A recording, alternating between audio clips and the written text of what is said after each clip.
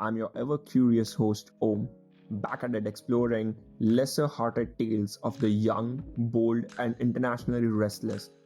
Forget mundane semester talk.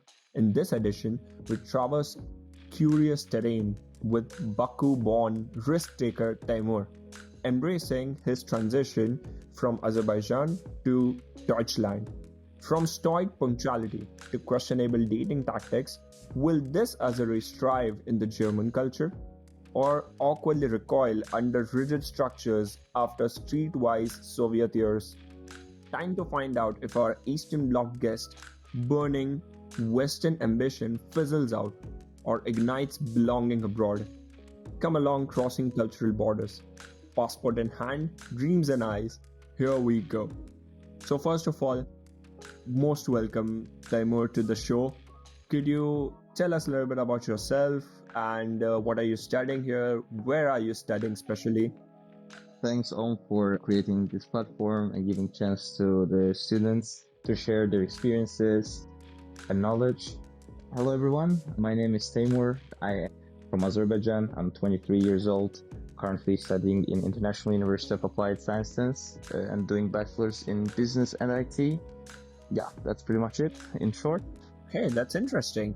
So, what motivated you in your student move from Baku to Germany specifically, and why did you choose like Germany as such among all the European countries that you had? Yeah, so my journey started this way. After graduating, my family always pushed me to study abroad since they had better career opportunities, and in general the education quality was better there. Plus, there were a lot of different bachelor programs that I could choose from. Therefore, firstly, I actually moved to Netherlands, and I was studying at Erasmus University of Rotterdam in the city of Rotterdam. It was 2019, so COVID came, and it was kind of disappointing for me. And I thought that this program is lacking a sense of modernity. So it wasn't modern. It wasn't up to the world trend right now. And basically, I stopped my studies in the middle of it.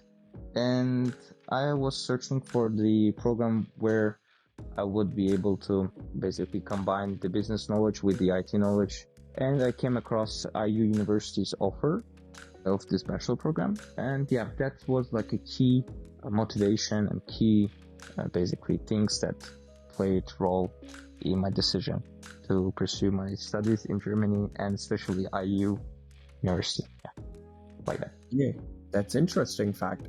Did you do the visa process and the application everything by yourself, or did you hire an external agent? So this time for Netherlands, I was not experienced at all. So I actually asked for help from the consultancy company, to help me out with that. But then I kind of get my head around this thing and I said, okay, you know what, I can actually do it myself. Then basically when it came to IU, the IU application procedure is relatively easier compared to other universities. They're very intuitive in terms of application procedure. It's very friendly and student friendly process, so it wasn't really tough for me, and I did the whole application procedure by myself. But yes, moving on. What would you say is the most difficult part that you processed? Like, as you said, you processed your visa and everything all by yourself. So what was the biggest obstacle that you would say that Azerbaijanis usually face while coming to Europe? Okay, I see. So it's kind of tough because, for example, for males that are above 18, they are required to do their military service. So they get this call to the military service, and you should have the enrollment certificate from university by the time they call you for the military service. If you don't have the paper of enrollment by that time, you will be taken to military service. So you're kind of rushing against the time. So time is playing a really huge role. You have to plan everything beforehand and make it on time. For female students, it's not a problem in our country. They don't have this kind of rush against the time. So when after you get your visa done, you book your tickets, you land here, what is the one thing that you would say that most Azerbaijanis usually face that is culturally different here in Germany? Yeah, First of all, I would say that the Germans, they're more cold-blooded, They're not as welcoming as our people, like Azerbaijanis. Then another culture shock I would tell you is everything is closed on Sunday. So when I came first year, I thought, yeah, Sunday is a regular day when people are basically flooding the street, doing the groceries, shopping, you name it. And then when Sunday comes up, streets in Germany, they are empty. There's no one there. All shops are closed except restaurants and cafes. But yeah, so you have to plan your day before. And what about the education and exams compared to back home in Azerbaijan? Do you think like the exams and procedures and the checking and the grading is like quite difficult compared to, or the studies are quite difficult compared to you have back home? Yeah, so definitely studies here are way difficult than in Azerbaijan. First of all, there's one thing learning subjects in your own language and then learning the subjects in the foreign language. I have few students, even friends, that are studying not in English as me, but in German here in Germany. And they all complain that even though you know German to the level of C2 or C1, which is C2 is basically native, right? So C1 is one tick below the native. They still struggle to understand fully what their lecturer says. They can catch up the speed of the lecturer if they are just like listening, and if their attention just goes like drifts away from the lecturer, then they are completely lost. Yeah, that's the price you pay for quality education. Okay. Yeah. Just now you mentioned about the language. That's a very interesting point that you mentioned. How would you say is like, the transition to Germany, but on the language-wise scale that you faced? Like, is the German language difficult to learn? Okay. So when it comes to German language, it's difficult. It's not going to be easy. But of course, it changes from person to person, right? So for me, it's difficult. Maybe for others that like to learn languages, it's going to be pretty easy. But yeah, my personal experience, there are some different aspects of this language compared to my home country, like Azerbaijan or even English. There are some differences that makes it difficult to learn German. I know German to the level of A1, basics, fundamental things, just for the survival. Yeah, but it's really important to learn German if you are planning to move here. No matter if you're planning to move here to work or study, you have to learn German, at least B2 level. So, but in generally, taking into consideration that you would have more job opportunities if you would learn German and know German, basically, to the level of B2, it's really important to know German. Yeah. Okay. All right. Okay. So we move on. You just mentioned about the living expenses and about how the living is in Germany. So for monthly costs, of course, seem daunting overseas. What's the reality like financially juggling student life in Germany as a foreigner? How much would you say is the average monthly cost for a person to keep in mind when they're moving to Germany from Azerbaijan? Yeah, sure. So the monthly, considering the rent and basically the food and groceries, so on, I would say, of course, depends on the apartment and so on, but average, I would say you will need around 1,000, 1,200 euros for the rent, food, groceries, and so on. So around, that interval. Includes your personal expenses, social living expenses, everything. Yes, everything. Yeah. Like the insurance, everything. Okay. Phone calls, Wi-Fi, you say. Yeah. Okay, that's quite an amount to be, and 12,000 euros in Azerbaijani currency. 1,200 euros. It's in Azerbaijani currency. It's gonna be roughly 2,100 AZN, 2,200 AZN. Okay. All right. And since we mentioned about food right now, what would you say is the food availability over here for the Azerbaijani or let's say the Turkish cuisine? Is it like readily available in the supermarkets here and or other restaurants in like big cities that provide you home Yeah. like feeling? Yeah. So if we are talking about Bafona, which is a small town, there are some Turkish cuisines, but the food quality and the taste isn't as good as you would find in the big cities. Okay. So yeah, and there is no supermarket that offers Turkish foods and products in small towns like Bafona.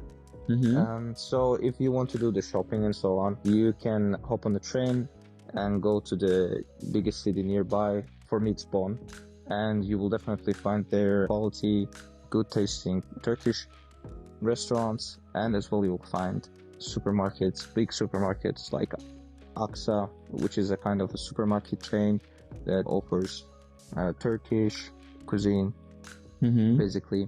Yeah, Turkish products and so on. Yeah, that's pretty much it, I would say. But socially and culturally, what gaps were hardest to mine coming from Azerbaijan to rigid Germany? What were certain obstacles that you faced while coming to Germany and living here for about a year now, I guess? Yeah, one of the things is in Germany, you take almost for everything you have to take appointment. For the bureaucracy process, like the applying for the residence permit, even taking the enrollment, going to the university, you have to make appointment beforehand so that they take you into account. If you just come up there and show up and be like, oh, I have this, they will say, no, we can't assist you with anything. You have to make an appointment. And for example, the problem with the residence permit that I was applying to a month ago. So my residence permit, like the first one, expired in September. And I received it in July because there was, with the ongoing war in Ukraine, there were a lot of immigrants from Ukraine that came to Germany, and basically German government may prioritize them. So the documents were delayed, especially my documents for residence permit. I should have received it, probably in January or something, and I end up receiving it in July. And then my document expired in September. So knowing this whole process already in Germany, I knew as soon as I received my residence permit, I went to their system to make an appointment for my second residence permit. And basically what happened, I couldn't find any appointment for the month of July, August. I was able only to find it for the end of September, imagine. So you have to make your appointments 2 months beforehand. This is how busy the immigration offices are. First of all, what would you rate your skills of German speaking on a scale of 1 to 10, with 10 being the best? Yeah, I would say it's 3 probably. Because I haven't been practicing my German lately, fortunately. And it's a shame actually, because I'm living in Germany. I should have enhanced my German. But yeah, I was focusing more on my studies, subjects. Therefore, I wasn't able to enhance my German. Okay, so we have one more guest on our show who has indicated for our listeners and viewers to focus on German more than anything before if they are planning to Germany. Yeah, that's true. And with this, know the basics.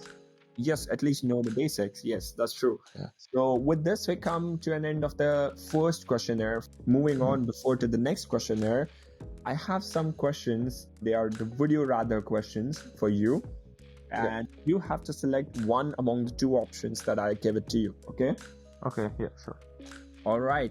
So we start with the would you rather round with Teymur. Number 1. What would you rather? Judgmental directness or harmless white lies? Harmless white lies, let's say. Okay. Next. Individual ambitions or community dedication? Individual ambitions. Okay. Beer gardens or shisha lounge? No, that'd probably shisha lounge, yeah. I knew it. Okay. Moving on. German Christmas festival or like the Christmas market or Azerbaijani Novruz? Oh, yeah, Azerbaijani noodles. Yeah. Mm. Pilaf or currywurst? Oh, easy. It's gonna be pilaf. Easy. Moving on to the next questionnaire for Mr. Teymur that we call the teen version, where we discuss the social and social life here in Germany. Okay, so Mr. Teymur, now comes the most burning question. How is the dating scene here in Germany? So, basically, from my experience, a lot of teenagers and young adults, they use these dating apps like Tinder, or I don't know. There are a lot of stuff that comes up these days to the market. But yeah, that's how they would date, I guess. But there are also like some places where you can socialize, like in pubs maybe, or I don't know, clubs. Many students that I've asked, they told me that basically Germans, they gather up in their own group and they kind of exclude other nationalities from their groups. And they kind of behave in a way that you don't want to be in that group. They have own understanding of humor and friendship and so on. So yeah, that's why they kind of international students, they usually have international groups with not so many of them being German. So speaking of the social life, what are some holiday traditions or foods you miss most from Azerbaijan since moving, and on the other hand, most unexpectedly fell in love with the one German thing that you would want in Azerbaijan? Okay, see. So the food that I missed the most, yeah, it could be pakingeli or dishvara, this type of meal. So yeah, when it comes to the thing that I would love to see it in my home country is the rules and how Germans respect the rules here. Okay, German. but for a man who doesn't know German, or for a person who doesn't know German and they're moving to Germany, how would you say on the scale of 1 to 10, with 10 being the most difficult and 1 being easiest, would you say is making an international group of friends? It's not, I mean, of course, it depends where, in which university you are and so on, because my university is, in its name, it's International University of Applied Sciences. So therefore, we have a lot of international students, and it is pretty easy to make a group of friends that are coming from different cultural backgrounds and so on. It's not difficult, actually, as long as you want it. Yeah, but people still have this tendency to stick to the groups of same ethnic groups. Like, for example, you can see a lot of Azeris being friends with Turkish people, or Azeris would stick to Azeris and Turks would stick to Turks. Yeah. I didn't say the ranking, right? So you said 10 being the most difficult, right? Yes. Yeah, 10 being most difficult, then I would say it's gonna be about around 3. It's not that difficult. Okay, all right. For new international students, what are the top 3 transitional tips that you can offer to them for anything, if either it be public transport, homestay arrangements, campuses, colleges, social circle? What are the top 3 tips that you would like to share to the viewers and listeners through this? Oh, yeah, sure. Should I begin? Yes. Yeah. So, first of all, tip number 1. When you're arriving here, know that the German universities, they offer mandatory semester ticket for their students. And students have to pay for the semester ticket. What is semester ticket? It's basically the private and public universities, both of them, they offer the semester ticket, as I said. And in public universities, it would be considered as a tuition fee per semester. In private universities, it is an additional thing that you have to do. It's mandatory. So what they offer with the semester ticket is basically your public transport pass for 1 semester in the region that you're studying in. So, for example, I'm living in Bad Honnef, and this region is called North Rhine-Westphalia, and there are a lot of cities such as Dortmund, Köln, Düsseldorf, Aachen, and so on. and I can travel to that city's own train just by showing my semester ticket. It could be a physical card or a digital version, as in the form of a QR code, So there are basically people who regularly check in the trains if the person has the ticket to this train, or he or she has the semester ticket that would allow them to travel along the way. Not only train, but as I said, it's available for all types of public transport. It could be trams, it could be buses, subway, metro, you name it.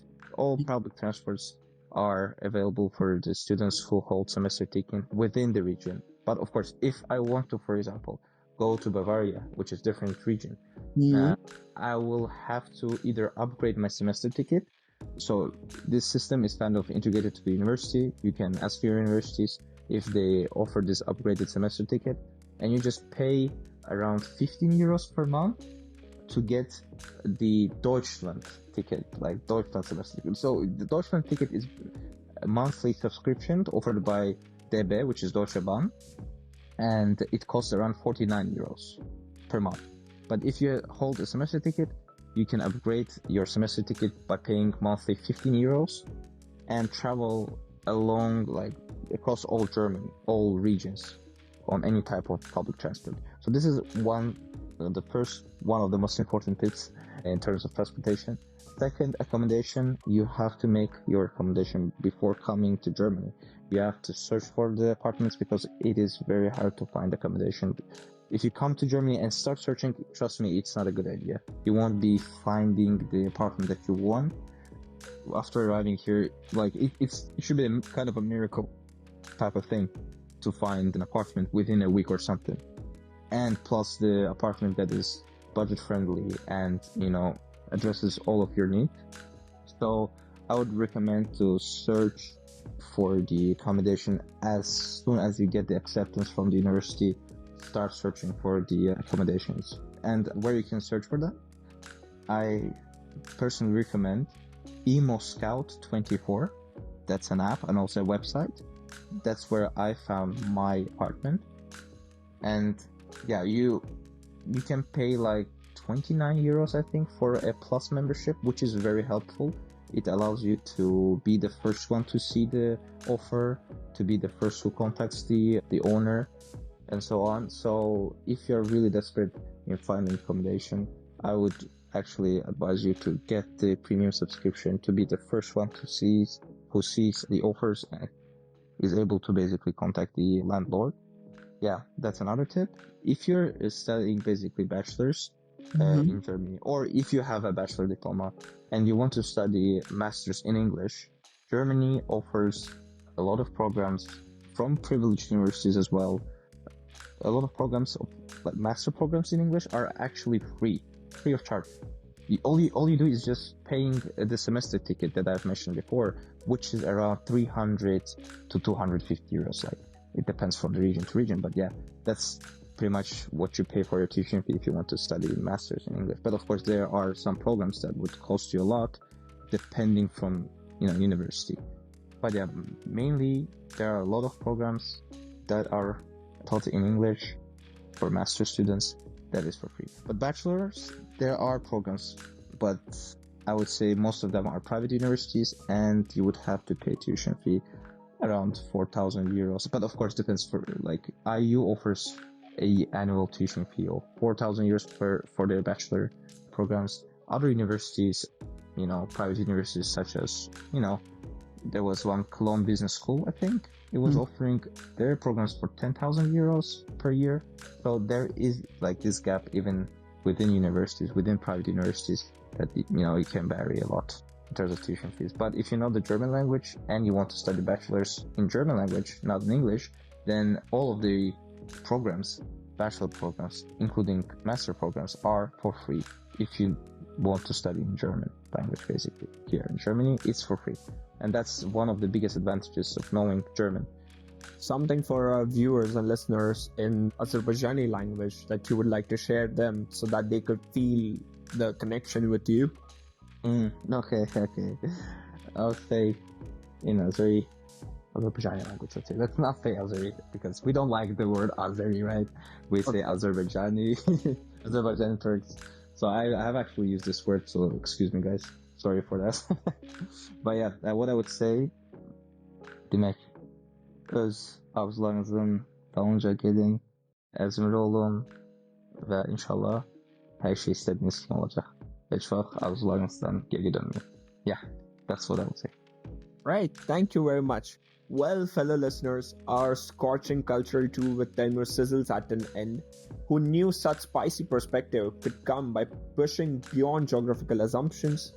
However you feel about clashing Azerbaijani candor and German restraint, this episode revealed truth comes through opening up worldviews, not your own. Will you join escaping bubble comforts next? Maybe ignorance isn't bliss. For now, signing off until our next crossroads. Do check out our previous episodes as well and hit that subscribe button or follow button wherever you're listening. And if you have any separate questions to me or for this particular episode to ask Teymur, you can drop them down in the comments below. This is Om signing off, hoping you dare beyond borders. Stay fiery.